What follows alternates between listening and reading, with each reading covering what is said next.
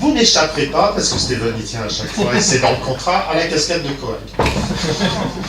Pourquoi? Parce que j'ai un credo quand même que je garde, c'est-à-dire que si on veut essayer de comprendre, on a intérêt à retenir, surtout on a intérêt à comprendre pourquoi on le fait. Je vous le fais très très vite, parce que maintenant vous le savez par cœur. L'hémostase, quand je dis cascade de coag, évidemment c'est ce qu'on dit dans le jargon.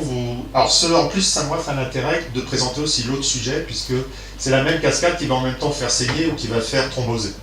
Donc l'intérêt, c'est de savoir qui est où et de savoir quoi doser et que rechercher en fonction de la clinique du patient. La coag, évidemment, c'est pas que la coagulation. Il y a le vaisseau qui est là-dedans. Le vaisseau est super important, surtout au niveau artériel et veineux. La plaquette, on en a parlé largement sur thrombopénie, thrombocytose, mais on va voir aussi qu'elle peut mal fonctionner. Elle peut ne pas être là, mais elle peut aussi mal fonctionner. Elle est super importante, évidemment, pour que l'hémostase marche. Évidemment, il y a toutes les protéines plasmatiques. Pour refaire très court, souvenez-vous que l'hémostase primaire, dont je vais refaire vite fait la séquence, c'est un truc qui va super vite et c'est le truc qui arrête le saignement. C'est-à-dire, toute la première partie suffit à faire le clou plaquettaire, à faire que le saignement arrête. C'est ce qu'on explore en faisant le temps de saignement. Quand on se coupe, la seule chose qui fait que ça s'arrête, c'est l'hémostase primaire. Et comme vous savez, un hémophile peut se couper. Comme il a une hémostase primaire normale, il aura un caillot qui apparaîtra de façon normale. La coagulation, par contre, quelque chose qui vient renforcer la première partie, qui est un peu plus longue. La fibrinolyse, c'est ce qui va faire disparaître le caillot une fois qu'il est produit, et c'est ce qui est en jeu, parfois dans les problèmes hémorragiques, mais surtout dans les problèmes thrombotiques aussi. Très schématiquement, une coupe de vaisseau, les cellules endothéliales, quand tout se passe bien, les plaquettes circulent normalement. Quand il y a une brèche qui se fait au niveau vasculaire, les conditions rhéologiques vont complètement être modifiées, et la première chose qui va faire que le saignement va diminuer, c'est la vasoconstriction. C'est quelque chose d'extrêmement important qui déjà en soi fait que la symptomatologie hémorragique diminue. C'est quelque chose qui est en défaut quand on a des neuropathies périphériques, des choses comme ça, qui en soi peut favoriser les ecchymoses déjà uniquement à cause de ça. C'est quelque chose bien sûr qu'on ne peut pas explorer nous avec la biologie, puisque c'est quelque chose de dynamique et de vasculaire. Une fois que la brèche est faite, le facteur Villebrand qui circule dans sa forme inactive a qu'un objectif, c'est de dire, dans sa vie, c'est de dire je cherche le collagène qui est sous-endothélial. Donc quand il y a une brèche, il y a une mise à nu du sous-endothélium, ici l'endothélium est lésé. Le Villebrand vient se mettre dessus et le Villebrand sert de colle pour aller coller la plaquette qui se met dessus. Le Villebrand qui se colle à la plaquette fait que la plaquette s'active, va aller recruter d'autres plaquettes pour aller former ce fameux clou plaquettaire dans le cadre de l'agrégation plaquettaire. Et là, vous avez donc arrêt du saignement. Donc l'arrêt du saignement par l'hémostase primaire se fait par le vaisseau qui doit réagir convenablement, le Villebrand qui doit être suffisamment là et marcher suffisamment pour aller jouer son rôle, c'est-à-dire de coller la plaquette, et les plaquettes entre elles, après, s'auto-activent. Bien sûr, c'est quelque chose, pour aller très vite, on va en parler, qui ne marche pas quand le patient est sous aspirine, par exemple. Évidemment, ce phénomène d'agrégation plaquettaire peut exister, c'est pour qu'ils sont anti-agrégants. Ça suffit pas à ce que le caillot... Alors, le caillot est là, mais il est instable. Pour qu'il soit bien stabilisé, il faut que la coagulation fasse son boulot. La coagulation, c'est un système qui marche, qui a besoin du facteur tissulaire, c'est-à-dire qu'il a besoin que les cellules endothéliales ou le sous-endothélium soient mises en contribution pour activer la coagulation. Il faut des phospholipides, en général c'est sur les plaquettes, et il faut tous les facteurs de coag que vous connaissez par cœur, qui sont au nombre de... Enfin, qui vont jusqu'à 12, mais il y en a 4 qui ont disparu, le facteur 4 n'existe pas, le facteur 3 n'existe pas, le facteur 6 n'existe pas. Ceux qui avaient défini le facteur 4, par exemple, en fait, ils ne savaient pas que c'était les phospholipides des plaquettes. En fait, ils avaient trouvé les plaquettes quand ils ont défini le facteur 3. Le facteur 6, c'était le calcium. Celui qui a dit qu'il y a besoin d'un facteur 6, il n'avait pas de peau, parce qu'en fait, on a trouvé que son facteur 6, c'était le calcium à la fin. Donc, du coup, ils ont disparu, bien entendu, de la liste. Et ils font bien sûr partie de la cascade de coagulation, on va en parler. Juste pour aller très vite et rappeler ça, évidemment, il y a certains facteurs de coagulation qui sont produits de façon inactive, qui sont produits, mais ils ne marchent pas tant que la vitamine K ne joue pas son rôle. Et vous savez tous qu'il y a des facteurs vitamino-K dépendants, qui sont le 2, le 7, le 9 et le 10, ainsi que la protéine C et la protéine S, on va en reparler tout à l'heure. et que tout ce mécanisme de marche de gamma-carbokylation fait que le précurseur inactif devient actif grâce à la présence de vitamine K. Ça, vous le savez pas. Et que ceci ne marche pas quand, bien entendu, on met les AVK, c'est tout le principe des AVK. La cascade, je ne redétaille pas, et je ne m'interrogerai pas dessus. Ici, ce qu'on appelle la voie du facteur tissulaire, c'est la seule voie vraiment efficace physiologiquement. C'est-à-dire, quand on ne connaît pas de gens qui ont un déficit en facteur tissulaire, c'est pas viable. Quand ils ont fait des souris qui étaient knockoutées, enfin, qui ne produisaient pas le facteur tissulaire, c'était pas viable. Donc ça, c'est complètement indispensable. Ça marche avec le 7, le 10, le 5, et ça active le fibrinogène en fibrine. C'est extrêmement puissant, c'est extrêmement efficace, et c'est ce qui fait la coagulation en général. À côté de ça, il y a une voie parallèle, qui est ce qu'on appelle la voie endogène, ou la voie intrinsèque, qui ajoute à cette voie les facteurs 8, 9, 11 et 12, qui sont une voie donc accessoire, qui est là pour renforcer la première. Juste pour un mot, évidemment ici le 8 et le 9 c'est les facteurs de l'hémophilie. On pourrait dire, mais vous venez de me dire que les hémophiles, que cette voie-là suffit là où il n'y a pas le 8 et 9, pourtant les hémophiles ont l'impression qu'ils saignent, ben, c'est pas si vrai que ça. Les hémophiles ne saignent pas tant que ça, sauf qu'ils saignent quand il n'y a pas de facteur tissulaire. Et par exemple, il n'y a pas de facteur tissulaire dans les articulations, et c'est pour ça que les hémophiles saignent au niveau de leurs articulations, puisque dans les articulations, seule cette voie-là est particulièrement efficace. Donc, et si ça ne marche pas, et ben du coup, c'est pour ça que l'hémophile saigne prioritairement dans les articulations ou quand ce système est dépassé. Donc voilà la cascade qu'il faudra toujours se souvenir quand vous voudrez explorer l'hémostase. Ça, je pense. À côté de ça, comme c'est bien fait, comme ça marche super bien, la nature, dans sa grande générosité et sagesse, a créé des systèmes de régulation. Ce qui permet non seulement que ça reste localisé, c'est-à-dire il faut que la coag ait lieu uniquement là où il y en a besoin. Si ces systèmes, on ne va pas parler de ça aujourd'hui, mais si ces systèmes sont dépassés, c'est ce qu'on appelle des coagulations disséminées, donc c'est tous les systèmes de CIVD qu'on rencontre parfois en situation de réanimation ou chirurgicale. Il faut que ce soit localisé, et quand ça ne marche pas, c'est pareil, ça s'étend, et c'est là que ça peut donner des thromboses. Donc tous ces systèmes de régulation sont essentiellement au nombre de 3. Tout le système basé sur l'antithrombine, tout le système basé sur la protéine CES, tout le système basé sur le tissue factor pathway inhibitor, c'est-à-dire l'inhibiteur de la voie du facteur tissulaire, qui est un système aujourd'hui négligé dans l'exploration, qui est un système que nous, on en reparlera dans 4-5 ans, qui est en train d'exploser dans le domaine de l'hémophilie, puisqu'il est probable que tous les traitements anti-hémophiliques de l'avenir vont en partie peut-être être basés là-dessus. Donc, la fameuse cascade, le système de l'antithrombine, donc en hémostase, elle n'est pas très futée, l'antithrombine, par définition, elle est antithrombine, c'est-à-dire qu'elle va aller inactiver la thrombine. Sans qu'il y ait de problème de viraux, a priori. Donc la thrombine, comme vous avez vu tout à l'heure, le nom de la prothrombine, c'est aussi le facteur 2. Ça y est. Ça y est, je suis repéré. Le virus, ça y est. Donc la prothrombine étant le facteur 2, quand la prothrombine est activée, il devient 2A. C'est pour ça qu'on dit que l'antithrombine est anti-2A. C'est un système qui est explosé quand on met de l'héparine. C'est comme ça que marche l'héparine. L'héparine se fixe à l'antithrombine et donc active tout ça. Et donc fait qu'on est essentiellement anti-2A, mais aussi anti-DISA, et vous savez que c'est une façon de surveiller l'héparinothérapie. Et à côté de ça, il y a des rôles accessoires qui jouent sur les autres facteurs de coagulation. Donc l'antithrombine, on la connaît, est extrêmement importante. C'est quelque chose qui évite terriblement les thromboses. On sait que c'est probablement un des prioritaires, puisque ça a été le premier déficit à être décrit en 65. Et donc on sait que les déficits antithrombine sont à risque thrombogène plus. À côté de ça, il y a un autre système qui joue sur le facteur 5 et sur le facteur 8, qui est tout le système de la protéine C et de la protéine S. Et je vous refais vite fait, avant de vous poser la première question qui va porter sur tout ça.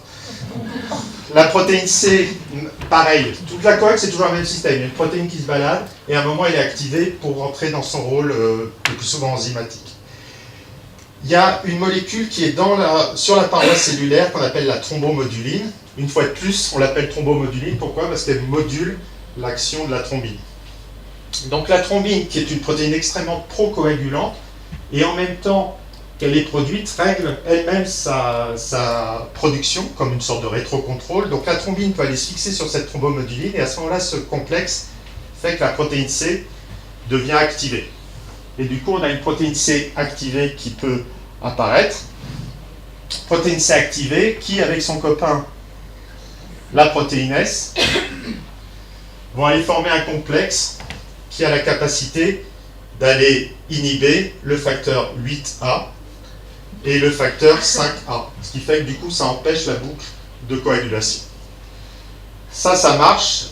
Et c'est pareil, je ne vais pas refaire un topo là-dessus, mais il y a, vous savez, en 92 a été décrit ce qu'on appelle une résistance à la protéine C activée, c'est-à-dire comme certains individus ont un système de protéine C activée qui ne marche pas, c'est ce qu'on appelle la résistance à la protéine C activée, et 3 ans plus tard, une équipe hollandaise a démontré que c'était lié tout le temps à la même mutation du facteur 5. C'est une équipe qui est à Leiden, et donc c'est devenu le facteur 5 Leiden, et maintenant on parle quasiment plus de résistance à la protéine C activée, mais on parle essentiellement de facteur 5 Leiden. On va en reparler tout à l'heure.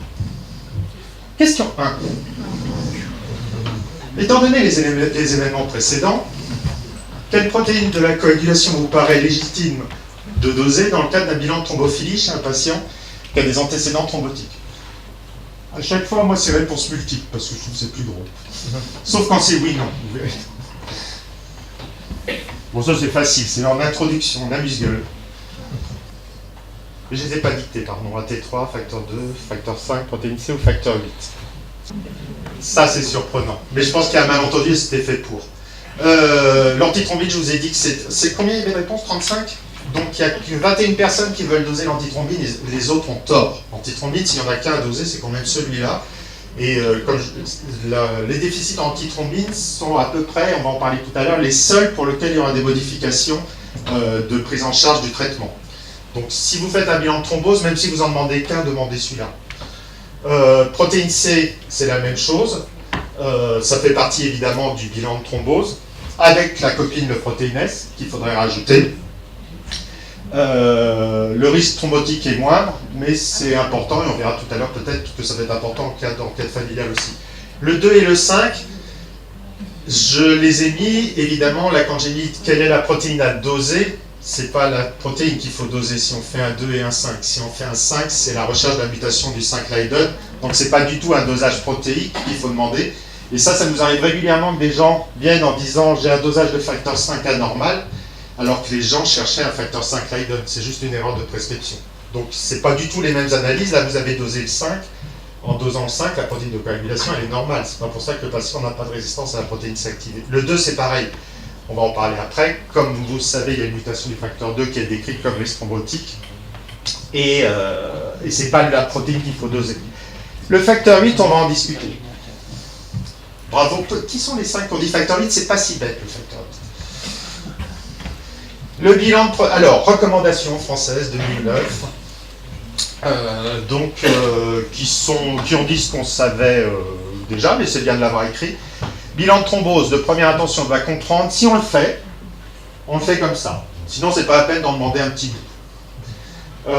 Antithrombine, protéine C et S, mutation du 5 Leiden, mutation du gène de la prothrombine, et en cas d'antécédent thrombotique personnel, recherche d'anticoagulants circulants et recherche d'anticorps anticardiolipides et recherche d'anticorps anti-bêta-2 GPA. Ça, c'est des déficits constitutionnels. Ça, c'est tout ce qui rentre dans les syndromes des antiphospholipides, qui sont parfois des maladies auto-immunes, parfois pas, parfois primitives, parfois pas. Ce qui sont importants parce que ça aussi, le risque thrombotique de récidive est énorme. Donc c'est pareil, si vous faites un bilan chez un patient qui a un antécédent personnel de thrombose, il faut absolument que vous mettiez ça parce que sinon vous ratez des choses qui peuvent être essentielles. Évidemment, je le redis pas après, donc je le dis maintenant, si c'est genre mon papa a fait des thromboses mais moi j'en ai jamais fait, je voudrais savoir si, il est idiot du coup, enfin il n'est pas idiot, il est malvenu, ou dommage, d'avoir fait les recherches de causes acquises puisque par définition, c'est pas familial. Donc à ce moment-là, dans le cas d'antécédents thrombotiques familiaux, il faut demander les 4 premiers. Deuxième attention, c'est discuter. L'homocystéine, c'était la grande mode il y a 15 ans, on en parle moins maintenant. Les hyperhomocystéinémies induisent des risques thrombotiques artériels et veineux. Et donc, ça peut être intéressant de le rechercher, sauf qu'en pratique, on ne sait pas quoi en faire une fois qu'on l'a trouvé. Donc aujourd'hui, on le propose en prescrire que quand il y a des cas très particuliers, quand il y a des mélanges d'artériels et de veineux qu'on ne comprend pas, ou chez des sujets particulièrement jeunes, parce qu'il y a des anomalies génétiques qui sont des homocysténuries qui peuvent être diagnostiquées chez l'adulte. C'est exceptionnel. Le facteur... Excusez-moi, j'ai Pardon. une question pour les contraceptions orales. La femme jeune, une femme qui a fait une phlébite sous plâtre. Tout à l'heure. Jeune, on a Ça vient après. Si je n'ai pas répondu, vous me la reposez tout à l'heure, mais ça va être ça. Et excusez-moi, mais ça va être plus simple tout à l'heure. Facteur 8, le facteur 8 est forcément un facteur de risque de thrombose, parce que quand il y a plus de 8, il y a plus de coag, il y a une hypercoagulabilité. Sauf que le plus souvent, c'est secondaire à autre chose, un syndrome inflammatoire ou des choses comme ça. Donc le demander dans un bilan a peu d'intérêt, parce qu'une fois de plus, une fois qu'il est élevé, qu'est-ce qu'on en fait? Oui? Par rapport au facteur 5, moi j'avais appris à faire un test de résistance à la protéine C activée et ne rechercher la mutation que s'il était... Il y a combien de temps? Vous avez raison, mais vous avez tort. Le test de résistance à la protéine C activée, c'est un test qui peut être fait, qui a une extrêmement bonne sensibilité, qui avait un intérêt économique. C'est-à-dire que ça coûtait pas cher. Je dis ça coûtait, je pense que très très peu de gens maintenant le prescrivent. Ça coûtait pas cher et ça permet d'éviter de faire la génétique. Les choses ont un petit peu changé il y a 2-3 ans, alors c'est peut-être pas bien, mais c'est pourtant comme ça. C'est-à-dire que maintenant la génétique est remboursée par la Sécu, complètement, depuis juillet 2013 ou 2014. Donc du coup, et les recommandations internationales et françaises disent maintenant, étant donné qu'il y a des tests qui peuvent être parfois mis en défaut de sensibilité, autant aller directement à la génétique, d'autant plus que la génétique, maintenant, les modes de production par les labos sont en train d'être terriblement modifiés, ça devient un outil qui est beaucoup plus facile à gérer par les laboratoires, et ça devient maintenant de la routine, quoi, ce genre de mutation. Donc, alors, vous parlez à quelqu'un qui adore la résistance à la protéine C activée, qui a bossé là-dessus pendant 15 ans, mais il faut l'oublier, c'est du passé. C'est pas faux, mais c'est de toute façon, ça, après, vous referez souvent de la génétique. Et je pense qu'il y a plein de labos qui le font, puis à Nantes, on le fait plus depuis 10 ans, je pense à peu près, au labo d'hémostase. Donc, il y a plein de labos qui le font plus, je pense. Question 2. C'est pareil, je vais aller vite là-dessus. À quel moment faire le prélèvement? Là, il n'y a qu'une seule réponse vraie. C'est-à-dire, il y en a 4 fausses. Il faut le faire au moins une semaine après les règles des AVK, pour autant que vous prescriviez encore des AVK. Il faut faire le bilan au moins 3 mois après l'accouchement. Il faut faire le bilan au moins après... il faut faire le bilan au moins 1 mois après l'arrêt des AOD, c'est-à-dire donc Xarelto, Pradaxa ou Eliquis. Il faut faire le bilan après un traitement par vitamine K. Il faut faire le bilan dans les 48 heures qui suivent le diagnostic. Il n'y en a qu'une qui est fausse, qui est vraie, pardon, là-dessus. Laquelle?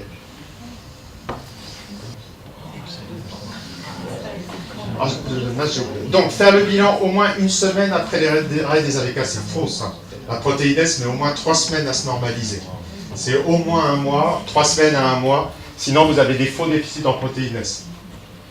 Faire un bilan au moins 1 mois après l'arrêt du Xarelto AOD ou Eliquis, la réponse est fausse, puisque 3 à 5 jours suffisent, c'est des choses qui ne sont pas liées à la vitamine K, et donc il suffit que le produit soit éliminé pour ne plus avoir de problème de dosage. Donc ça, c'est un gros avantage de ces produits-là, pour autant que ça... Enfin, entre autres, c'est que leur activité est rapide, leur action est rapide, et une fois que le produit est éliminé, il est éliminé. C'est pas comme les AVK où il fallait que les protéines se reproduisent. Faire un bilan après traitement par vitamine K, je sais pas qui a dit ça, mais c'est non. C'était évidemment, mais pas de vitamine K pour faire les bilans. Faire le bilan dans les 48 heures qui suivent le diagnostic, c'est vraiment pas le meilleur moment. Je crois que j'ai une diapo là-dessus après. Parce qu'il y a une consommation des facteurs par la thrombose. Et de toute façon, vous risquez d'avoir des faux déficits en facteurs. Et en plus, ça ne va pas vous aider du tout pour la prise en charge. Et au contraire, ça va vous refaire faire le bilan parce qu'il va être anormal. Il faudra le refaire après le traitement. Par contre, il faut au moins attendre 3 mois après l'accouchement ou après l'allaitement pour faire un bilan de thrombose, parce que c'est pareil, la protéine S et la protéine C peuvent mettre, surtout la protéine S, peuvent mettre plus de temps à se normaliser après la grossesse. Vous savez que pendant la grossesse, il y a un vrai déficit en protéine S, ce qui induit le risque thrombotique, entre autres, de la patiente enceinte. Et donc, la seule réponse vraie parmi toutes celles-là était qu'il fallait faire le bilan au moins 3 mois après l'accouchement. À distance, au moins un mois après l'arrêt des ADK, 3-5 jours après les AOD. J'ai mis 3 à 5 parce qu'en faisant un petit sondage dans le service, on n'était pas tous d'accord. Moi, je disais 3, certains ont dit 5, donc j'ai dit 3 à 5 et je n'ai pas trouvé de recommandation. Il faut au moins 3 mois après l'accouchement ou l'allaitement. Et oui, j'ai pas parlé de l'héparine. L'héparine, comme ça se complexe à l'antithrombine, si on fait un bilan de thrombose sous héparine, on a des résultats qui sont faux. Dans quel contexte faire un bilan de thrombose ? S'il en a fait chez un patient, il y a plusieurs réponses. Chez un patient qui a fait des phlébites superficielles à répétition, chez un patient de 32 ans qui a fait sa première phlébite, chez une patiente de 32 ans qui a fait sa première phlébite, chez un patient de 68 ans qui a fait sa première phlébite, chez une patiente de 68 ans qui a fait sa première phlébite. Plusieurs réponses possibles. Et là, j'ai basé après sur les recommandations françaises. Parce qu'il y a plein de gens, il y a un groupe qui a beaucoup réfléchi là-dessus.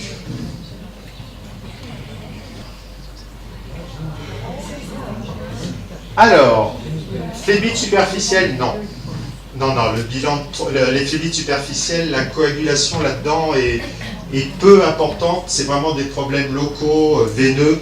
Et sur la phlébite superficielle, il n'y a vraiment pas d'argument pour faire un bilan de thrombophilie. Ça ne va pas du tout changer votre attitude.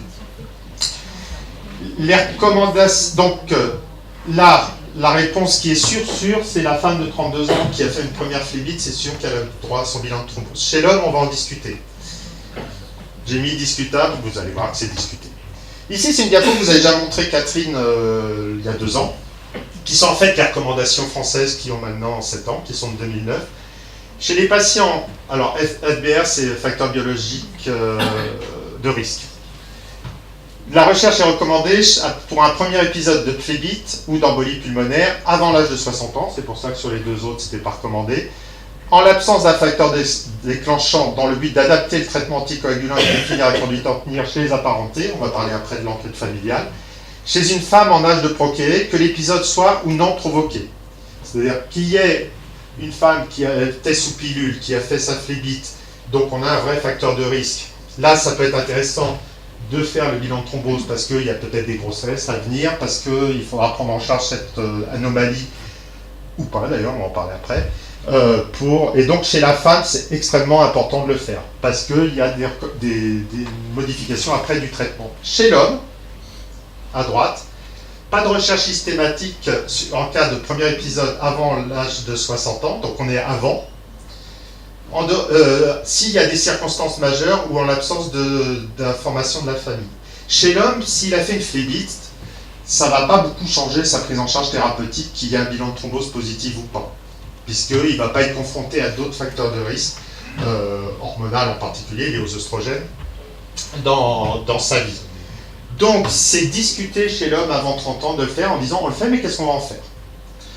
On le fait que si, éventuellement, il y a des histoires familiales, parce que là, ça aura un intérêt, éventuellement, pour ses éventuelles filles, ses sœurs, voire sa mère. Vous voyez, je ne cite que des femmes.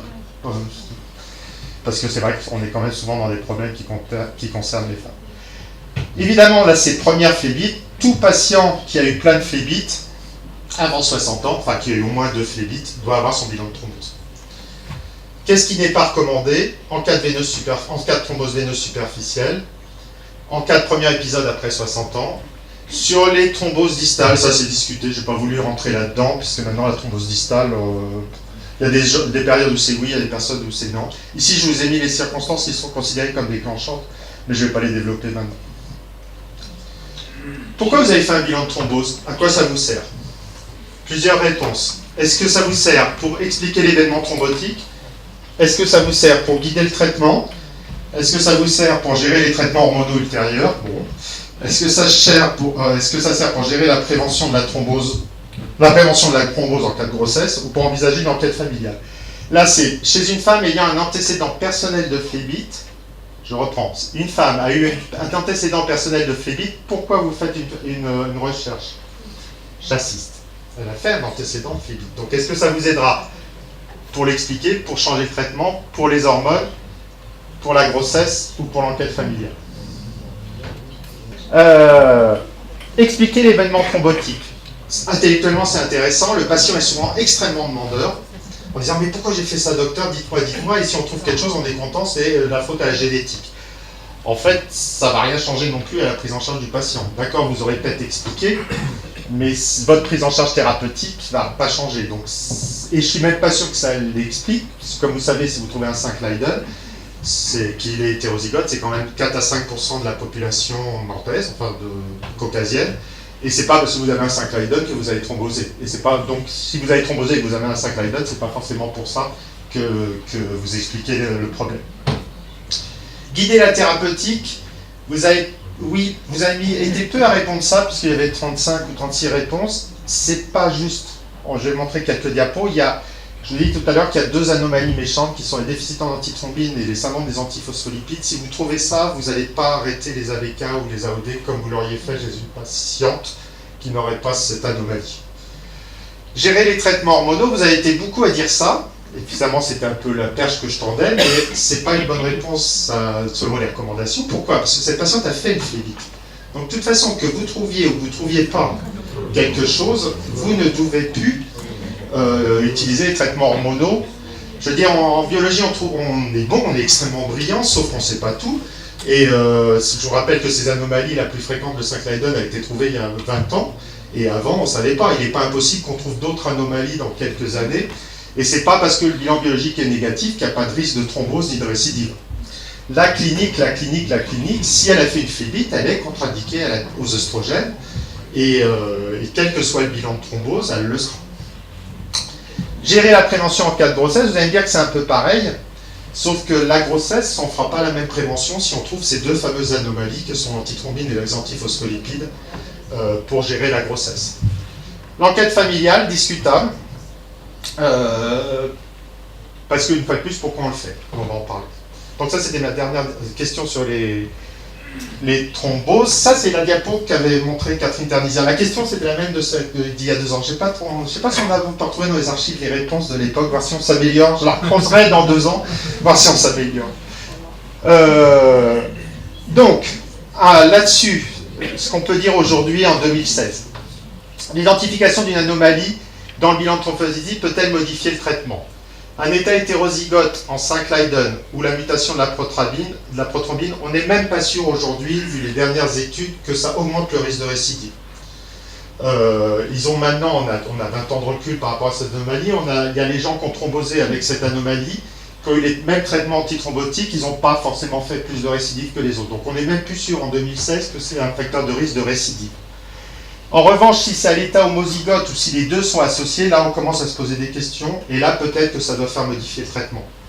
C'est pour ça que ça peut être intéressant pour une grossesse. Les déficits en antithrombine, en protéine C et en protéine S, c'est pareil, il peut faire... alors là on n'est pas d'accord, alors les chiffres qui sont là, excusez-moi, sont les chiffres du fameux CHEST, qui dit que déficit antithrombine, protéine C, protéine S, il y a le même risque de thrombose, c'est pas du tout l'expérience européenne ou ce qui a été décrit précédemment. Le risque de récidive en antithrombine me semble à ce jour encore beaucoup plus important. On a des patientes avec des déficits en antithrombine qui thrombosent quand même beaucoup plus que celles qui ont des déficits en protéine C. Le syndrome des anticorps antiphospholipides, c'est extrêmement thrombogène et là non plus, on n'aura pas la même attitude. Donc ces 2 anomalies, antithrombine, antiphospholipides et l'association de plusieurs anomalies génétiques doivent faire discuter quand même un traitement différent et prolongé. Concernant la pilule, l'existence d'une anomalie ne change rien à l'attitude clinique, comme je l'ai dit tout à l'heure. Elle a un antécédent thrombotique. La biologie n'est pas forcément là pour vous l'expliquer, ni même pour vous dire « Ah ben le bilan est normal, donc je peux remettre une pilule standard ». Non, elle a thrombosé, vous ne remettez pas d'œstrogène. Si c'est possible. Alors, après, la vie fait que ce n'est pas toujours aussi possible. Mais les antécédents thrombotiques veineux personnels sont des contre-indications à l'utilisation des oestrogènes. La grossesse, en fonction de l'anomalie génétique. Alors ça, c'est le quotidien des hémostasiens qui font de la consultation thrombose. C'est cette patiente a telle anomalie, elle est enceinte, qu'est-ce qu'on fait? Ou cette patiente à telle anomalie ou à tel antécédent. Est-ce qu'on doit l'anticoaguler toute la grossesse, pas toute la grossesse? Est-ce qu'on la traite combien de temps après, etc. Donc ça va là-dessus. L'anomalie génétique peut en effet être un facteur de risque et doit faire modifier les traitements. Enfin, l'étude familiale, est-ce qu'on l'a fait? Si le propositus a une anomalie, qui sont AT3, antithrombine, protéine C, protéine S, une homozygosie, un état double hétérozygote, il est recommandé, étant donné que ce sont les fameuses anomalies qui font peut-être modifier la prise en charge, il est bien sûr recommandé d'aller le faire.